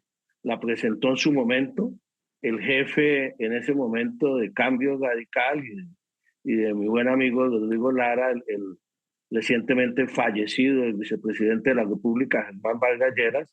La trabajamos intensamente y esa ley señala con toda claridad que usted no puede utilizar ni los símbolos patrios, en este caso la bandera de Colombia, en la publicidad de una campaña. Y hay muchos antecedentes de decisiones de la justicia y del propio Consejo Nacional Electoral que han rechazado logos y han rechazado campañas de distintas candidaturas después de la expedición de esa ley, precisamente porque utilizan los símbolos patrios. Lo que pasa es que para la campaña de Abelardo de la Espriella, obviamente, el cumplimiento de la ley no es lo de ellos, no lo ha sido nunca, pero al final creo que el efecto de este fallo judicial será nulo y bueno, los colombianos el 21 de junio tendrán que escoger entre un candidato, Iván Cepeda, que a lo largo de toda su trayectoria ha demostrado apego a la institucionalidad y respeto a las leyes en Colombia, y una candidatura como la de Abelardo de la Espriella, que el talante antidemocrático ha sido siempre el de no respetar las instituciones y las decisiones de los jueces. Doctor Juan Fernando, de otro lado, la campaña de Iván Cepeda sigue sumando respaldos. En las últimas horas conocimos que el ex candidato Santiago Botero planteó condiciones para sumarse a esta campaña, pero ¿usted cómo lo ve? Y se lo pregunto porque uno también se pregunta qué tanta coherencia hay que un ex candidato que criticó a Iván Cepeda, que criticó la paz total, que además se caracterizó por decir que le debía dar balín a los delincuentes, pues hoy se une a una campaña que siempre ha mostrado gran diferencia de esos planteamientos. Bueno, yo escuché ayer a la campaña de Santiago Botero, no escuché las condiciones. En una elección de 2 vueltas presidenciales, siempre lo que sucede, como es natural, es que quienes no pasan a la segunda vuelta tienen la opción de escoger alguna de las alternativas y sus movimientos, invitar a los ciudadanos o simplemente dejar en libertad o votar en blanco. Bienvenidos esos apoyos de los ciudadanos que votaron por Santiago Botero. Obviamente, por ejemplo, nosotros vimos el domingo de las elecciones a la candidata del Centro Democrático, Paloma Valencia respaldando la candidatura de Abelardo de la Espriella, y los últimos días de la campaña de primera vuelta, nunca habíamos visto tanta agresividad en una campaña como entre esas dos campañas. Eso es natural dentro de este escenario de las dos vueltas presidenciales, pero también se han sumado apoyos importantes el día de ayer también del exalcalde de Bogotá, Luis Eduardo Garzón, una figura importante en Bogotá, en donde se va a librar una batalla el próximo 21 de junio por las mayorías en la ciudad capital, y la alcaldía de Lucho Garzón fue muy importante desde lo social y desde los temas de paz y reconciliación para los bogotanos. Y seguimos dialogando con los distintos sectores de centro, de Claudia López, de Sergio Fajardo, de Juan Daniel Oviedo, pero más allá de esas figuras, acudiendo al voto de los ciudadanos que votaron por el centro político, por el centro liberal, el pasado 31 de mayo, y que estamos seguros van a acompañar un proyecto de acuerdo nacional, una coalición de la Alianza por la Vida, que es al que está convocando Iván Cepeda. Una pregunta final, doctor Cristo, que incluso me escribe alguien que está viendo esta entrevista y que hace parte de la campaña. Me dice, el próximo martes de la otra semana, habrá un evento importante donde se sumarán importantes sectores de centro a la campaña de Iván Cepeda. Y me dicen, incluso hay varias personas que pertenecieron al movimiento Vive de Sergio Fajardo. Bueno, están dentro de la campaña chiviándome, pero la verdad es que llevamos varios días convocando esa coalición, ese acuerdo nacional, que no es nuevo en la propuesta de Iván Cepeda, que lleva años, no ha sido de esta campaña electoral. Iván Cepeda es un convencido del acuerdo nacional y de defender los valores, los principios, las libertades y los derechos de la Constitución del 91, que hoy están amenazadas por la otra campaña. Y efectivamente, el próximo martes, en un encuentro con sectores, exministros, con exalcaldes, con exgobernadores, con académicos, con intelectuales del centro colombiano, el candidato Iván Cepeda presentará las bases concretas de lo que sería el próximo gobierno, un gran acuerdo nacional, que es el que consideramos nosotros en la campaña de Iván Cepeda necesita urgentemente Colombia para enfrentar grandes desafíos como el de la situación fiscal, como el desafío de la crisis de la salud y como la manera de recuperar la seguridad y la paz en los territorios de Colombia. Pues, doctor Juan Fernando Cristo, muchísimas gracias por ese contacto, por estos minutos con nosotros para conocer también detalles de cómo va esa campaña de Iván Cepeda, ya cuando faltan un poquito más de una semana para esa segunda vuelta presidencial. Buen día. Muchas gracias a ustedes, un saludo muy especial. 7 de la mañana, 43 minutos. A propósito de esa última decisión que conocimos para la campaña de Abelardo de la Espriella sobre el uso de su imagen, de los colores, de eslogan como Firmes por la Patria, queremos también hacer un poco de análisis sobre esa artillería, digámoslo así, en materia de imagen que se han jugado las dos campañas desde diferentes estrategias. Por eso a esta hora está con nosotros Juan Gabriel Rey, experto en el tema. Señor Rey, bienvenido. Gracias por esa conexión. Muy buenos días, un cordial saludo y gracias por la invitación. Quiero, como lo decía hace un instante, comenzar nuestra conversación por esa noticia del día, la decisión de un juez de prohibirle la campaña de Abelardo de la Espriella el uso de la bandera, de los colores de la bandera, de este eslogan. ¿Qué tanto peso tiene el usar en una campaña los símbolos patrios, señor Rey? Bueno, yo diría que las decisiones en derecho pues llegan en su momento y digamos que en términos del ejercicio de lo que se invocó en lo que acogió el tribunal, tiene unos tiempos. Pero en términos de comunicación, eso ya es algo instalado. Digamos que el uso de los símbolos patrios, es decir, los colores de las banderas, la alusión a la nación, al pueblo, al nombre del país, pues ha sido usual en las campañas políticas, no solo aquí en Colombia, sino históricamente, porque finalmente quien compite por llegar a ser presidente de una nación, pues quiere ser asociado con estar cerca, estar relacionado con ese país, con ese territorio sobre el cual quiere ejercer el poder ejecutivo. Entonces, siempre ha habido una relación muy puntual entre el uso, así sea evidente, implícito, de elementos propios de un país. Es exactamente la bandera, los colores de la bandera, puede que no exactamente, pero sí se utilizan los colores de la bandera, y también obviamente otros elementos que evoquen que esta persona, este candidato, está relacionado y está capacitado para atender y de alguna manera asumir a esa nación, a ese pueblo o a esa patria que quiere representar. ¿Cómo analiza usted esa estrategia del candidato Abelardo de la Espriella de utilizar ese término, el tigre, que rápidamente se popularizó en el país, sumado también a gestos que también pues han caracterizado y que han llevado toda su historia de las fuerzas militares? ¿Qué tanta fuerza tomó eso rápidamente en el país y a qué cree que le apostó con ese simbolismo? Pues básicamente lo que hacen los símbolos es tratar de significar muchas cosas con pocos elementos gráficos. Digamos que ese es el ideal de una comunicación. Yo con un trazo muy corto, con pocas letras o con elementos gráficos muy puntuales, comunico mucho. Ese es el ideal de la comunicación. Y a lo que le apunta la campaña de Abelardo de la Espriella, le apuntó desde el comienzo, era, claro, había un gran margen que recorrer.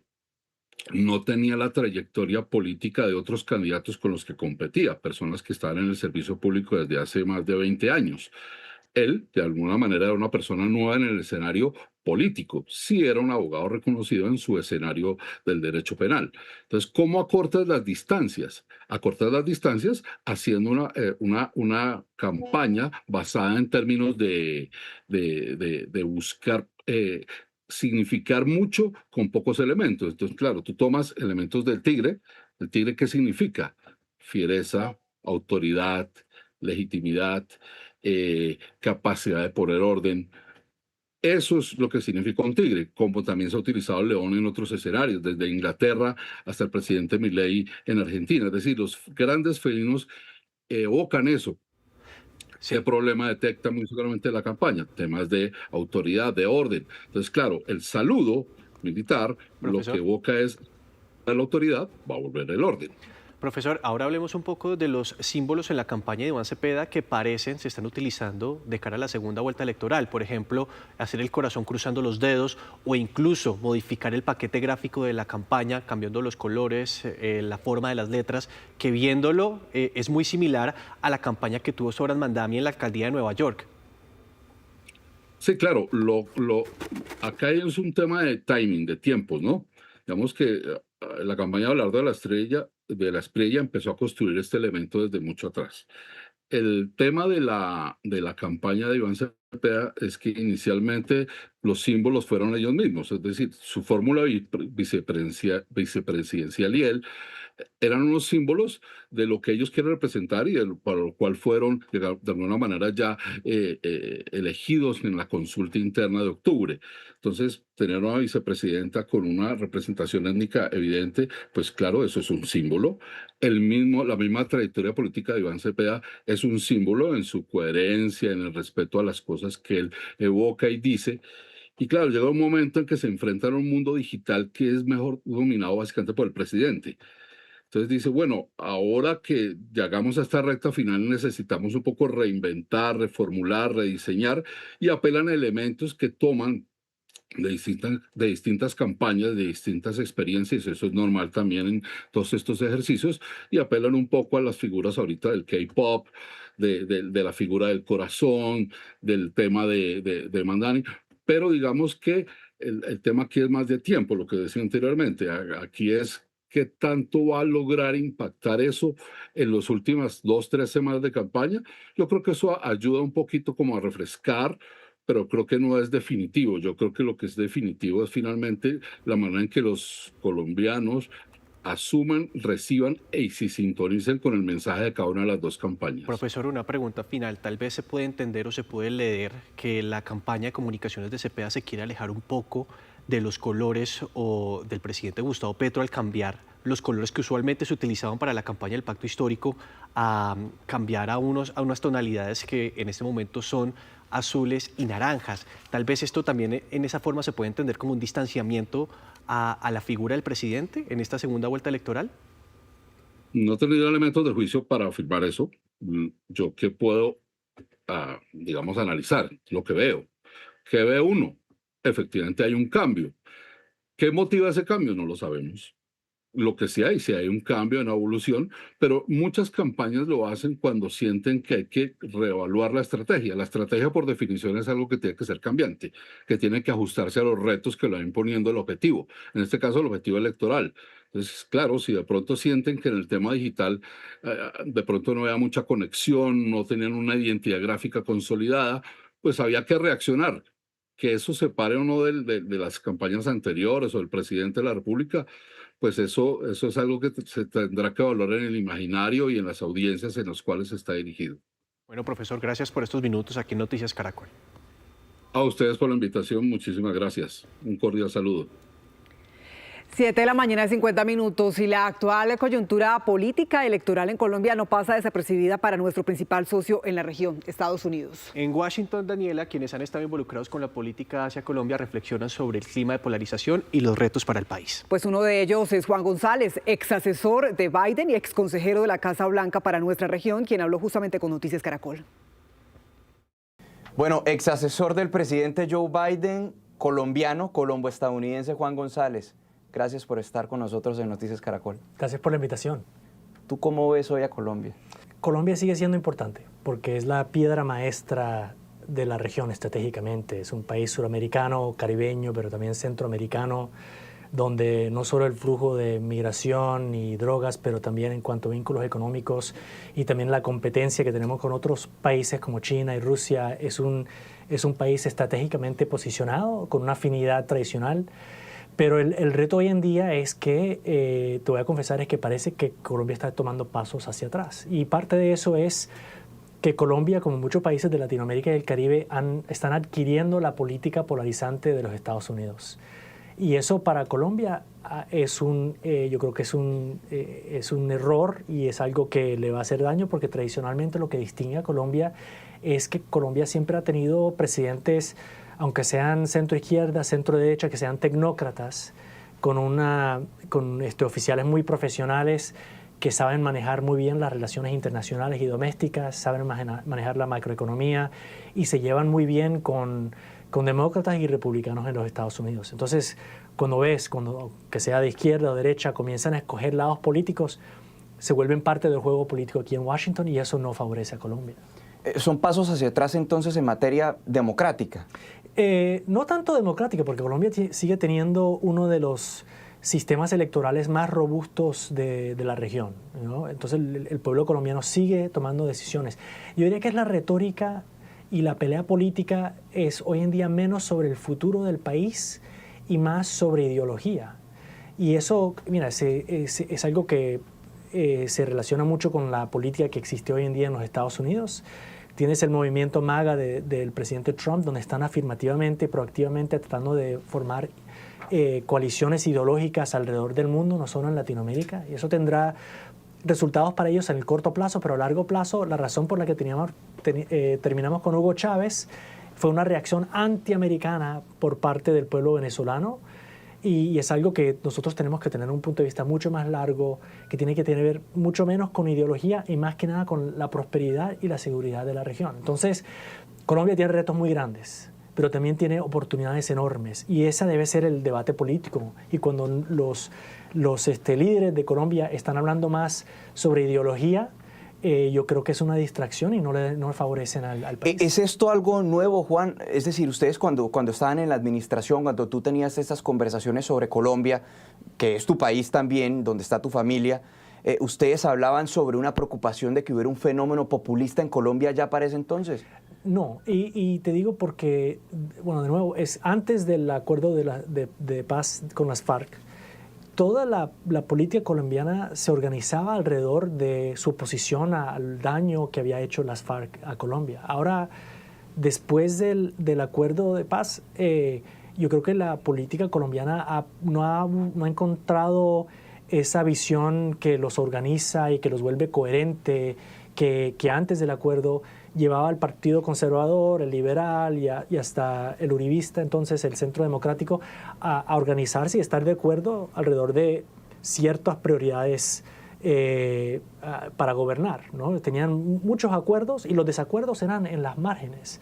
Ahora, yo también, después de los acuerdos de paz, la población colombiana y el electorado colombiano se ha movido un poquito hacia la izquierda. Esos son los pasos hacia atrás que tú mencionas, podríamos llamarlos en cultura política, pero en materia de seguridad en Colombia, todas las encuestas coinciden en que la principal preocupación para la gente en Colombia hoy es la inseguridad, el orden público. Hemos visto más atentados terroristas, un candidato presidencial que fue asesinado, algo que no se veía hace muchísimos años. ¿Hace eso también parte de esa visión que hoy desde el exterior se tiene de Colombia, que se dieron pasos hacia atrás en materia de seguridad? Los que seguimos a Colombia sí estamos preocupados con la situación de seguridad en el país y hay un ímpetus para que sea de la Espriella o sea con Petro, es buscar una forma de apoyar a Colombia en ese reto. Ahora, mira, yo estoy fuera de gobierno, entonces puedo ser muy abierto. El plan de paz total, hay que reconocer, fue un fracaso, ¿no? Porque si a Santos le tomó años llegar a un acuerdo con la FARC, la idea de que vas a organizar un acuerdo grande con todos estos grupos, de los cuales muchos están mucho más motivados por la avaricia que con algún pleito ideológico o en contra de la política del gobierno, es algo que hasta cierto plano uno tiene que enfocarse en una política de seguridad democrática como la que tenía Uribe, para asegurarse de lo que están violando la ley, paguen esas consecuencias. Después del resultado del domingo, de la primera vuelta, uno escuchaba los discursos de ambos candidatos y la cantidad de calificativos y de insultos era impresionante. Es decir, no parece que estemos yendo en un camino a solucionar esto en el corto plazo, ¿no? Bueno, el problema es que este ha sido algo que ha caracterizado los medios sociales hoy en día. Aunque esa fue la retórica en Colombia, aquí en los Estados Unidos lo decimos mucho, mucho peor.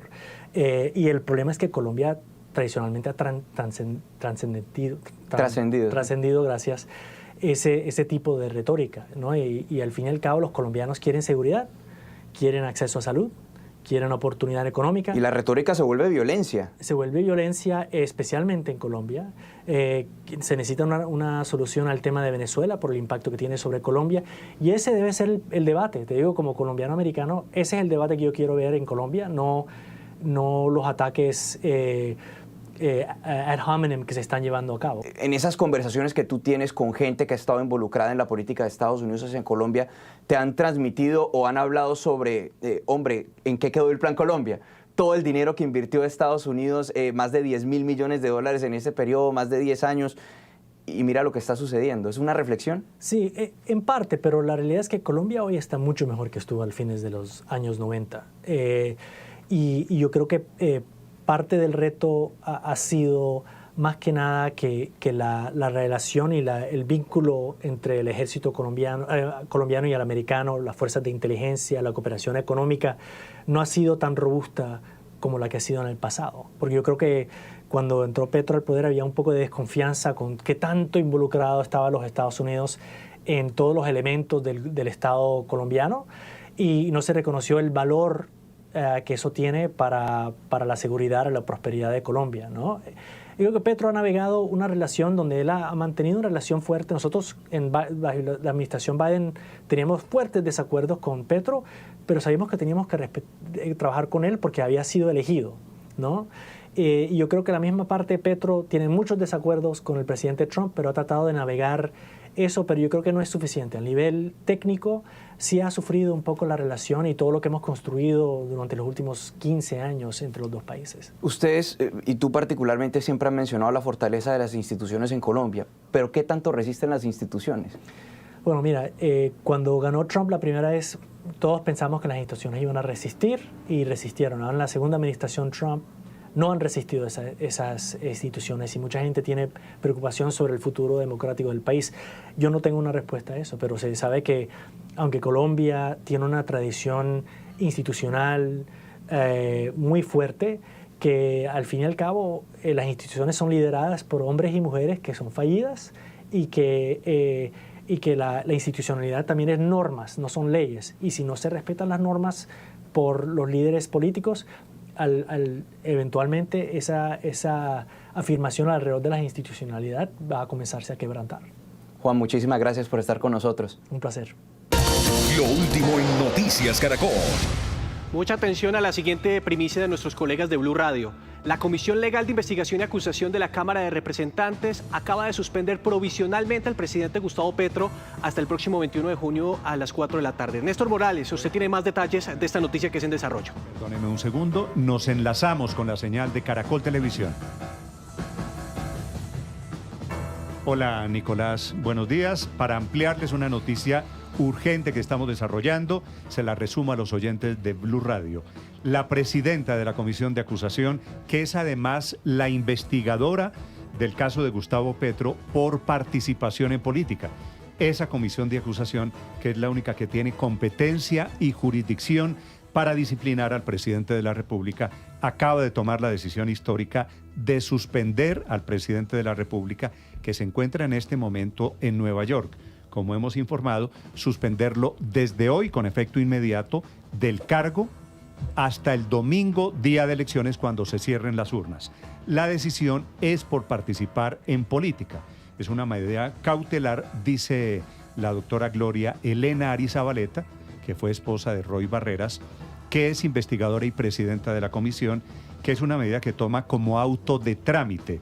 Es inédita, la ampliamos, porque no se ha tomado nunca desde que existe este cruce de competencias, Ricardo. Sí, señor. Ni siquiera en la época de Ernesto Samper, ni siquiera Heine Mogollón, que fue el investigador de Ernesto Samper, se atrevió a tanto, con inmensas dudas jurídicas alrededor de si puede o no puede hacerlo, de si es válido que un parlamentario, uno, en una comisión que no es nominal, por supuesto, que es multiorgánica, tome la decisión de sancionar al presidente de la República. Sí, a pesar de que Gloria Arizabaleta hoy es la presidenta de la Comisión de Acusación de la Cámara de Representantes, el proceso de suspensión para el presidente de la República está arreglado directamente por la Constitución. Y dice la Constitución que es el Senado el que debe aprobar eventualmente la suspensión del presidente de Colombia, llámese como se llame, previo al inicio de un juicio en la Corte Suprema. ¿Qué dice el documento de 7 páginas de Gloria Arizabaleta? Dice que toma esta determinación porque, según ella, el presidente Gustavo Petro habría cometido una presunta falta disciplinaria gravísima por intervención en política. Y por ello dice que en virtud de que podría seguirla cometiendo en favor, no lo dice ella, pero el presidente ha estado en campaña a favor de su candidato, Iván Cepeda, ella determina, con base en el Código Disciplinario, que es una gran discusión, que se suspende en funciones al presidente de la República hasta el próximo 21 de junio a las 4 de la tarde. Es decir, que la suspensión iría, si esto se confirma, porque aquí vendrán las discusiones y decisiones y recursos, hasta finalizado el proceso electoral de segunda vuelta. Oficia al Departamento Administrativo de la Presidencia para que notifique y para que tome las decisiones correspondientes en caso de que se apruebe. Materializa sino hasta que llegue a la comisión en pleno, es decir, la comisión de acusaciones no lo Morales, a Ricardo Ospina, también a nuestros compañeros de Blue Radio, reiteramos, es una primicia de Blue Radio. Y Nicolás, ya se conocen reacciones, la primera de ellas es la del ministro Armando Benedetti, quien ha dicho en su cuenta de X: en derecho no existe que la comisión de acusaciones pueda suspender al presidente porque es una comisión de instrucción. Solo el Senado es quien puede hacerlo después de que la plenaria de la Cámara actúe como un ente acusador penal o disciplinariamente. Luego la comisión de acusaciones no puede suspender al presidente de la República y menos la voluntad de una sola representante. 8 de la mañana, 51 minutos. Retomamos la noticia del momento y es que la Comisión de Investigaciones y Acusaciones de la Cámara de Representantes acaba de suspender provisionalmente al presidente Gustavo Petro. Tenemos contacto con la senadora Angélica Lozano, quien hizo parte de la Comisión de Acusaciones. Senadora, bienvenida. Buenos días. Senadora, mire, es que estábamos conversando con distintos integrantes de la Comisión de Acusaciones, tanto del Pacto Histórico como de otros partidos como el Centro Democrático en el corte comercial. Ellos nos dicen que se trata de la filtración de un borrador de un auto que no se ha votado en la Comisión de Acusación y que por lo tanto no tendría efectos. ¿Es así esta lectura?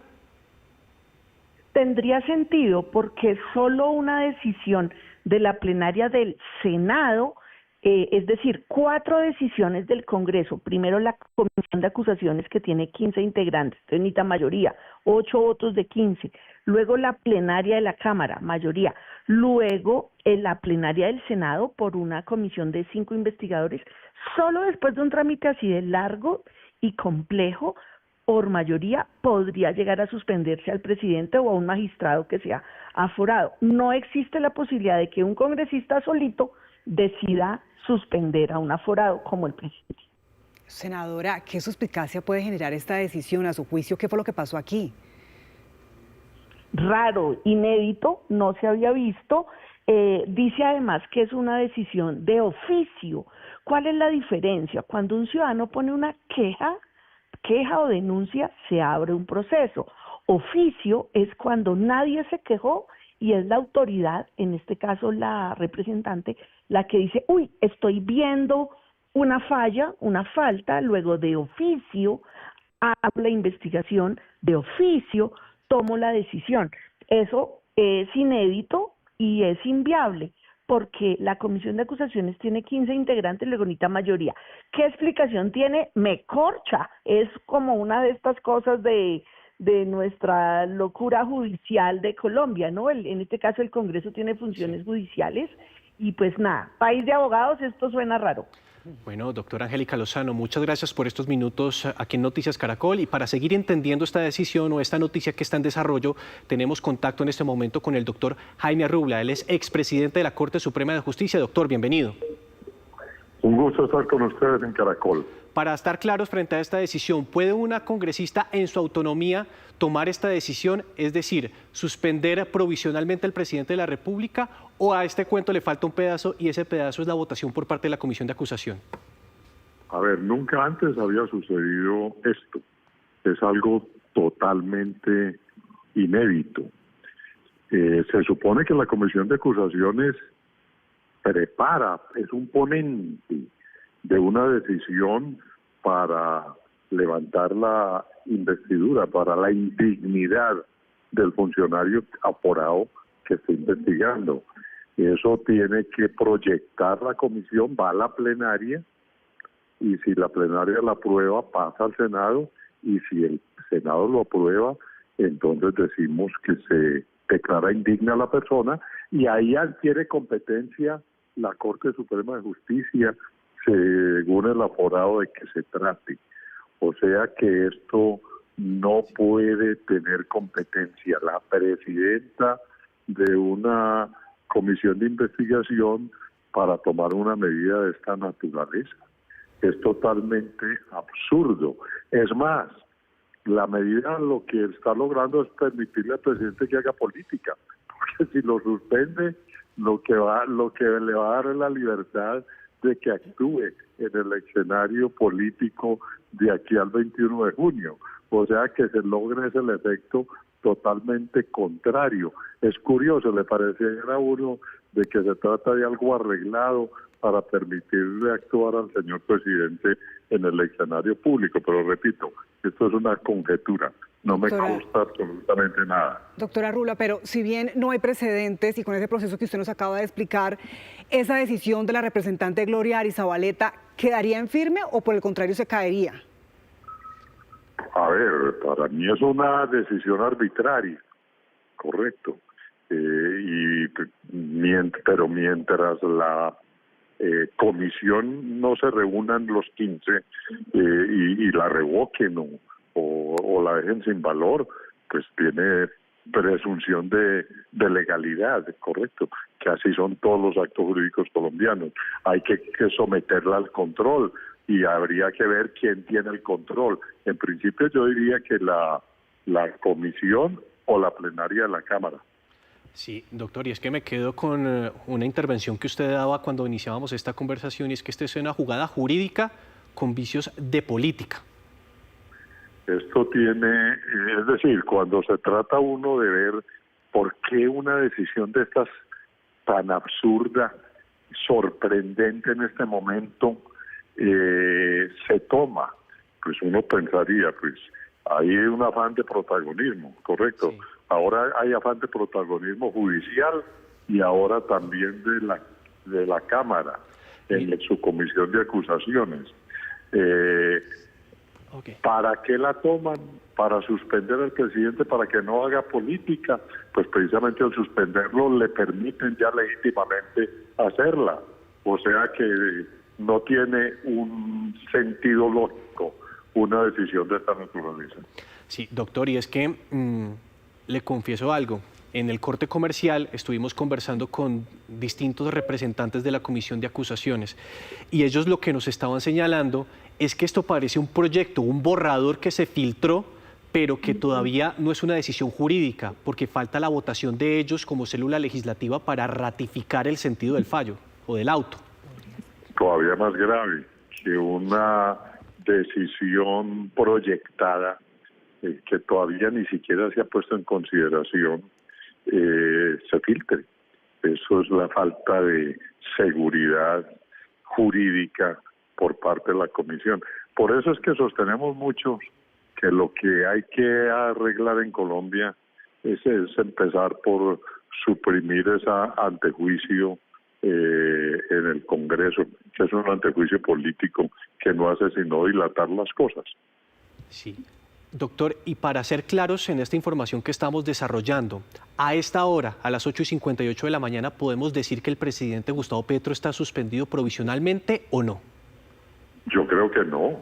Le tienen que notificar, primero que todo, saber si eso sí fue aprobado o no aprobado, porque parece que fuera un proyecto de decisión. Si está aprobado y está decidido y está en firme, pues le tienen que notificar al presidente y el presidente puede interponer recursos. O sea que eso no es tan simple. Doctora Rubla, entonces cuando usted dice eso se refiere a que, como no se ha votado este proyecto, estamos hablando de un proyecto de borrador que va a ser discutido hasta el momento y por eso no tiene validez jurídica.